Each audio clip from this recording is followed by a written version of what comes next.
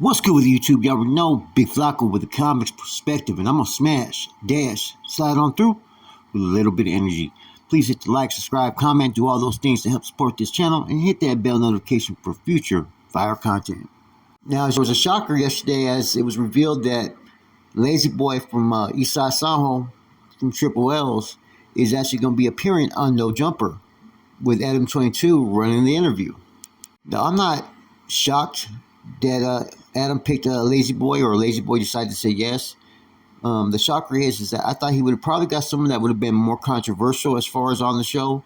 Maybe someone like Bands or maybe someone like Rico Too Smooth.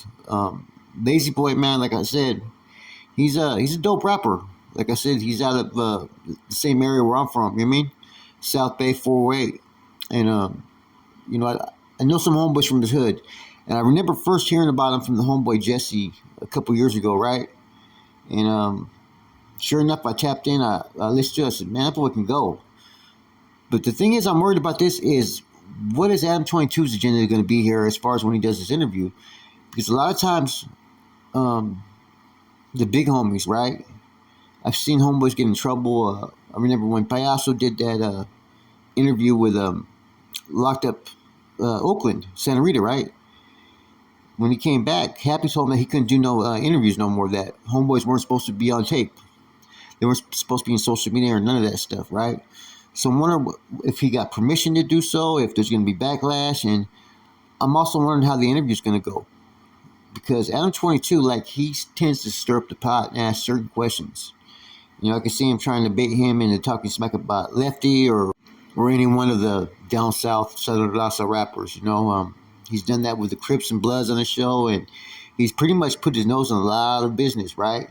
And he's asked certain questions about certain tattoos, knowing it's going to give a response from the viewers, man. And I wonder how the homeboys are going to react after watching his interview. You know, how Lazy Boy does in the interview and how Adam asks those questions is going to determine if anybody else is ever going to show up on No Jumper again. That's Northern Asa on Adam 22's channel. Now, this is kind of big for any rapper from Northern California, you know, as a whole. Now, I have a lot of issues with a lot of things Adam 22 does. I don't support a lot of the shit he's been through and the things that he has said in the past, right? But from a business standpoint, for promotion and to get your brand out there, I mean, No Jumper is the fucking podcast to be on, man. I think that this is going to help because I said this before. There's some dope ass rappers from Northern California that even the best rappers from Southern California have a hard time going bar for bar with, man. Now, everybody keeps on talking about when it comes to YouTube channels and incidents and scenarios and situations that, oh, it's only for entertainment. I get that, entertainment, right? But entertainment still is attached to real things, real people with real voices. So I'm kind of interested to see how this interview is conducted and what questions are asked and what responses are given. Now, the one thing I don't get is for as big as a podcast as Adam 22 No Jumper is, which is a huge platform, why haven't they got Gold Toes on there? Gold Toes is always in Southern California. He's done, interviews with different outlets out there, American Cholo and some other ones, right? But he's never tapped in with anyone like No Jumper. I wonder why. Yet, if I was to make an assumption, right, or a hypothesis, an educated guess, I would assume that Goldtoe sees all the drama that's attached with No Jumper, and a lot of beefs have been created right there on that channel, and maybe he wants to stay away from it.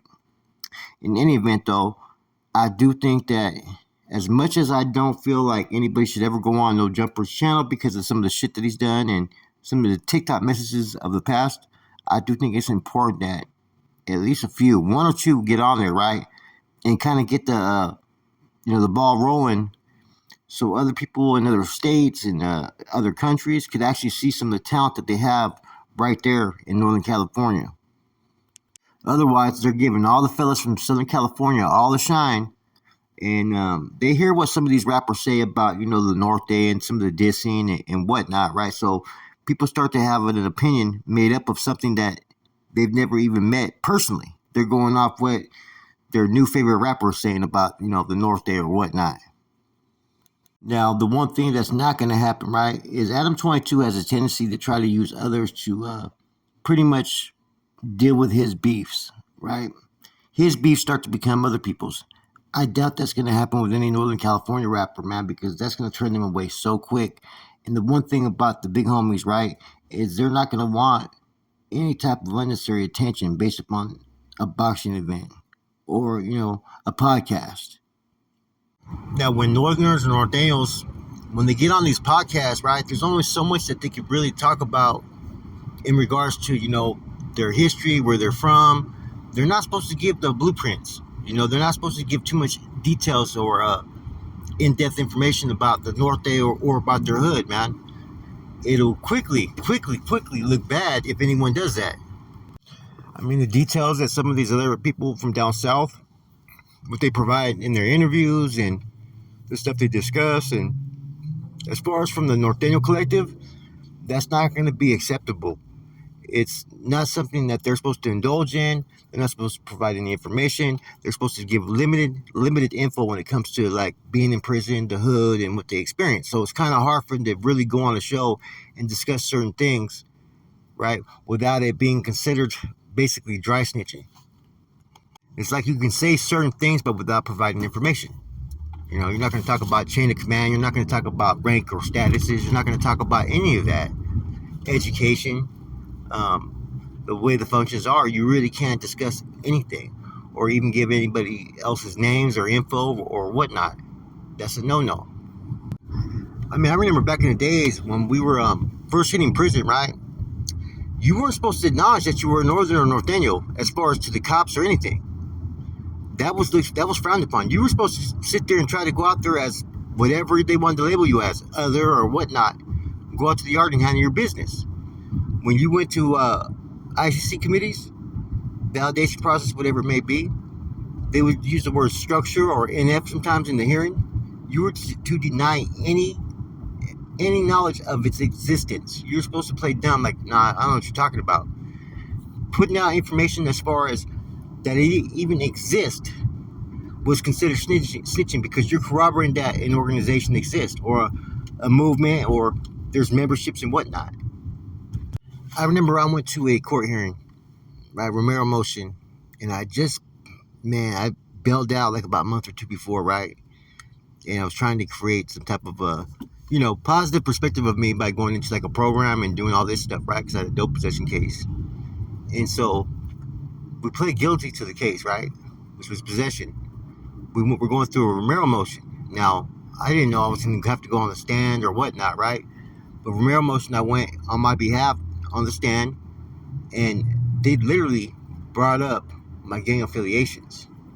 They brought up, my lawyer even said that you're validated as a Northern structure, and he goes, isn't their motto blood in, blood out, and all this fucking shit? I'm thinking like in my head, like, fuck, this lawyer just fucking trucked on me, man.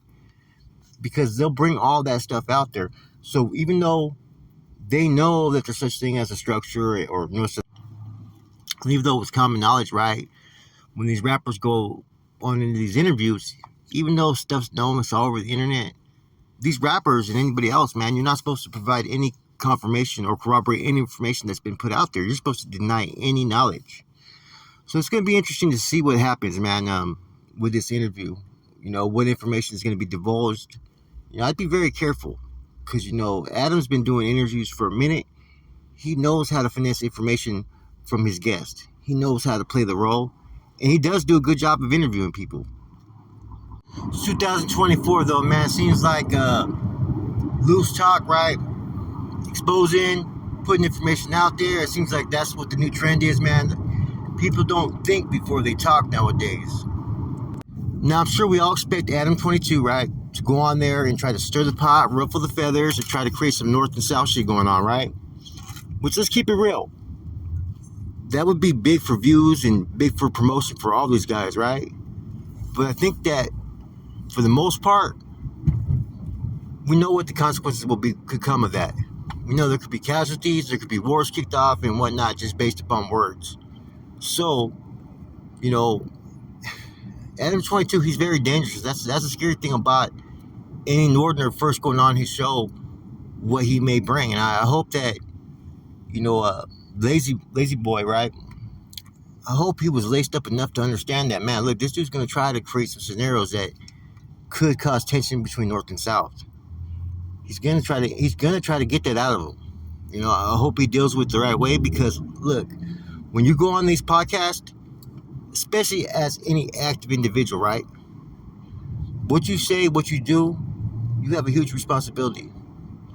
Adam 22, he's a civilian. He could ask any questions. It's not going to be a negative look in social media outlets, right? That's what you're supposed to do.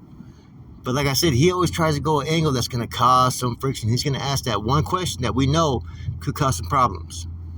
Now, besides No Jumper, is there any platforms that could be good or could be bad for any active Northerners to be on? Man, I don't encourage anything if they're going to talk anything about prison or Northern politics at all, because that's going to be a no-no and could get you deemed. The closest one that maybe would be potentially okay would possibly be American Cholo, right? But a lot of times, homeboys, right, there's only one agenda if you're under the feds, and that's not to sit there and interact with people from down south. There's not too many platforms, like I said, that would be Southern Rasa based, that would be okay really for anybody from the north to really be on, I don't think. Because a lot of the podcasts from down south, in particular, mainly the LA area, when they say the word Rasa, they're not referring to anybody from the Central Valley or from Northern Cali. It's just those in basically Southern California or even just Los Angeles. It's the same thing with Chicano rap. It's like Chicano rap, they only want to refer to just those from Los Angeles or San Diego, but they don't want to include like Arizona, New Mexico, Texas, Northern Cali, and whatnot. So even when the people use the term Raza, they're still separating each other when they say, Northern Raza, Southern Raza, and whatnot. There's still that separation. And it's hard to sit there and really encourage, if I was on the active side, any rapper to go on any one of their podcasts. I would actually discourage them if I was still active. Now, until the Raza from up north, see, I'm using that term too, right? Get the respect that they deserve. You're not going to see any type of, strong working relationships with each other, man. It's kind of like a lost cause at the moment. It'd be nice, for people to get along 100%, right? But we already hear a separation in everybody just in their own words. You know what I'm saying? So, anyways, I don't see anybody from up north going in on any podcast from down south anytime soon. And depending on what happens with Lazy Boy's interview, will determine if there'll be a future interview with any Northerners on No Jumper. That's just my opinion, guys. But I think it's pretty much one that anybody can make just looking at it from an outsider's angle. I'm gone.